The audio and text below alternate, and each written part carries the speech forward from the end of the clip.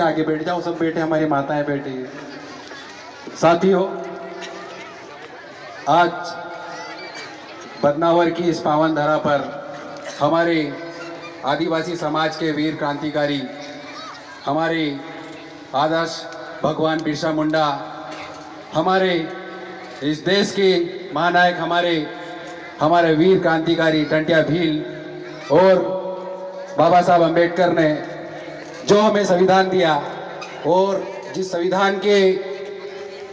पद पर हम लोग चलकर आदिवासियों की जो संविधान में दी गई, संविधान की 5वीं अनुसूची, पेशा कानून 6वीं अनुसूची और आदिवासियों को संवैधानिक अधिकार के लिए जो हमारा जो संघर्ष है, आज उन्हीं संघर्ष के बल पर, उसी संविधान को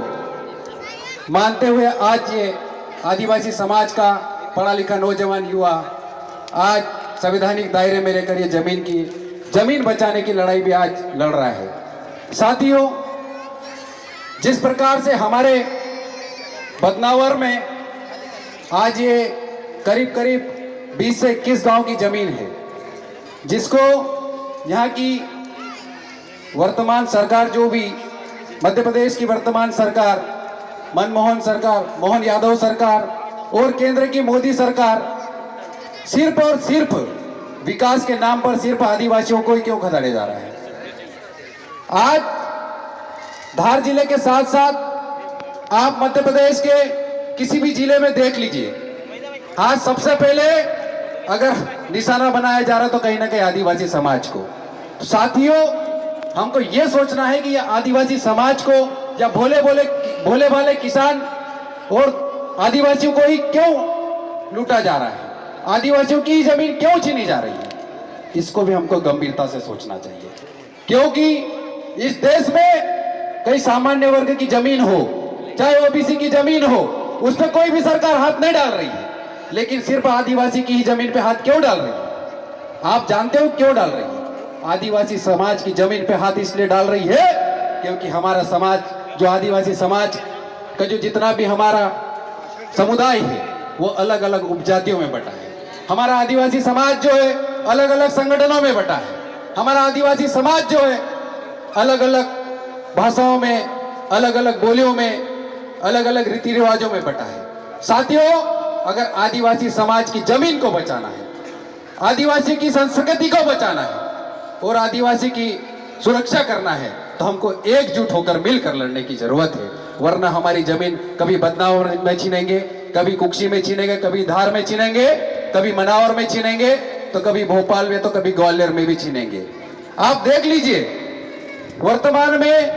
यही हो रहा है। चाहे हम मध्य प्रदेश की बात कर लें, चाहे राजस्थान की बात कर ले,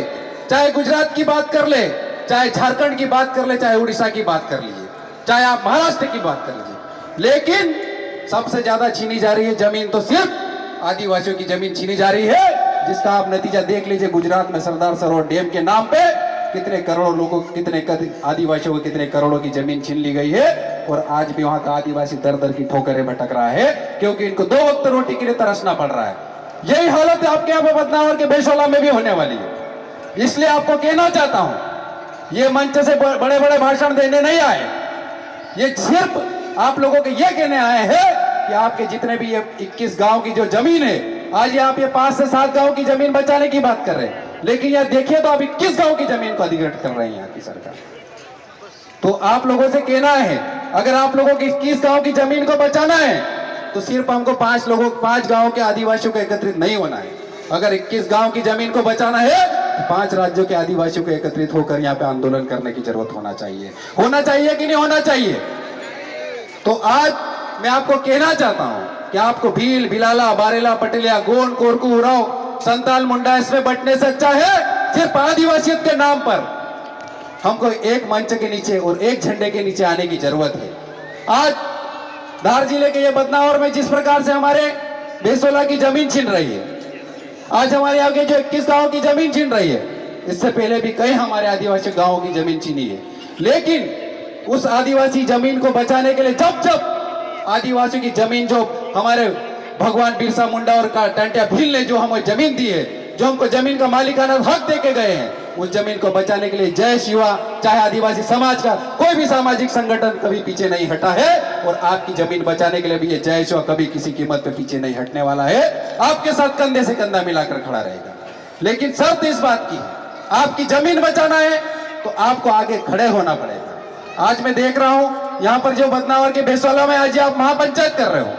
आज जमीन के लिए जो आंदोलन कर रहे हैं, लेकिन फिर भी आपको जमीन बचाना था। यहाँ पे आंदोलन करने के लिए आपको इतनी संख्या में एकत्रित होकर हर गांव से लोगों को लाना चाहिए था, चाहे प्रदेश में बेटी जो मोहन यादव सरकार भी हिल जाए, चाहे केंद्र में बेटी नरेंद्र मोदी सरकार भी हिल जाए। अभी मांगीलाल दादा बोल रहे थे कि कुछ लोग बोले किसी भी पार्टी के पट्टे डाल रहे थे। सवाल ये नहीं है पट्टे डाल रहे, ये सवाल नहीं है। सवाल ये है कि आदिवासियों के हक की लड़ाई सदन के भीतर कौन लड़ रहा है, क्योंकि जब भी आपकी जमीन जब छीनी जाएगी, जबकि सदन में आपकी आवाज को कोई उठाने वाला नहीं मिलेगा। इसलिए आपको कहते हैं पढ़े लिखे नौजवान युवाओं को आपको संसद के अंदर भेजना पड़ेगा, पढ़े लिखे नौजवान युवाओं को विधानसभा के अंदर भेजना पड़ेगा। इसलिए आपके राजस्थान की बात हो, मध्य प्रदेश की बात हो, आज कम से कम हमारे पढ़े लिखे नौजवान युवा इस देश के लोकतांत्रिक व्यवस्था के भीतर जाकर वहां डंके की चोट पर हमारी आवाज को बुलंद कर रहे हैं। इसलिए यहाँ की सरकार भी डरती है और आपको सवाल, जो भी आप सवाल रखते हो तो आपको जवाब देती है। पिछली बार मनावर विधानसभा के सोडूल में जो 32 गांव के आदिवासियों की जमीन अधिग्रहण की थी, उसमें जज की तरफ से हाईकोर्ट में पिटीशन लगाई थी डॉक्टर हीरालाल अलावा जी ने, और उसके बाद जो 32 गांव की जमीन जो हमारे भोले वाले आदिवासियों को,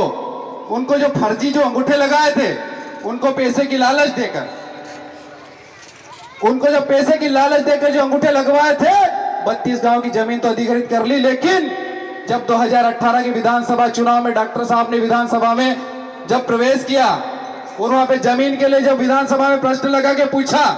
उसके बाद से आज ये 5 साल हो गए, किसी की 1 इंच भी जमीन लेने की किसी भी सरकार की हिम्मत नहीं है। यह संवैधानिक लड़ाई की ताकत होती है। आप लोगों को जब तक सदन में नहीं जाओगे, आप लोग उन नेताओं को चुनते जाओगे। भाई राजनीति का विरोध करते हैं, आप वोट तो देते हैं, कितने लोग वोट देते बताओ, हाथ खड़े करके बताओ कितने लोग वोट देते हैं। जितने भी लोग देते वोट देते वो भी राजनीति का हिस्सा है। हमारे पढ़े लिखे नौजवान युवाओं को जयस के माध्यम से हमने समझाया था कि इस देश के भीतर, इस देश की लोकतांत्रिक व्यवस्था के अंदर जब तक नहीं जाओगे आप राजनीति का कितना भी विरोध कर लो, अगर आप नहीं जाओगे तो आपके ऊपर वही नेता जाएंगे, वो जो पार्टी के गले में जो पार्टी का गमछा डाले या परिवारवाद और वंशवाद की राजनीति करते लोग जाएंगे, वो कभी आपकी आवाज नहीं बुलंद करेंगे। अरे हमको गर्व होना चाहिए हमारे समाज के ऐसे,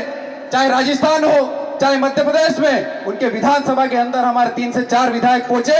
और उन सरकारों की नाक में दम कर रखा है कि आप आदिवासियों के विस्थापन बंद कर दीजिए, आप आदिवासियों की जमीनें लूटने बंद कर दीजिए, आप आदिवासियों के साथ न्याय करें। अभी हाल ही में हम देख रहे हैं जमीन के संघर्ष करते करते हमारे कितने लोग शहीद हो गए, हमारे समाज के क्रांतिकारी बिरसा मुंडा शहीद हो गए, लेकिन उन्होंने हमको ये हथियार दे के गए हैं कि आपको ये जो हमारे तीर कमान की लड़ाई भी लड़ना है, और उसके साथ बाबा साहब अंबेडकर ने जिस प्रकार से हमारे कलम की ताकत दे के गए, उसकी लड़ाई भी हमको लड़ना है। इसलिए पढ़े लिखे नौजवान युवक हमको भेजना पड़ेगा। आज अगर बदनावर में आप लोगों ने आपके